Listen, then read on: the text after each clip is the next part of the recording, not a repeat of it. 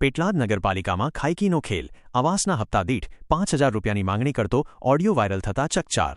પેટલાદ નગરપાલિકામાં ભ્રષ્ટાચારની ગંધ આવતી હોય તેવી એક ચોંકાવનારી ઘટના સામે આવી છે.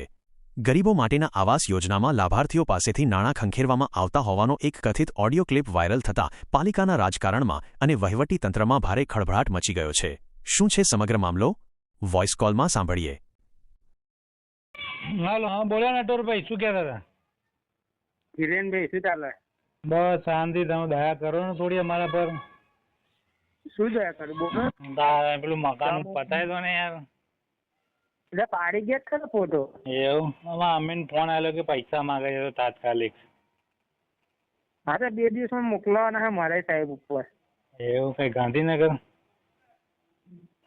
સાહેબ તમારું એવું તમારું કામ પત્યું અટક્યું હોય તો બોલો. ના ના, કામ તો નહીં અટક્યું હવે.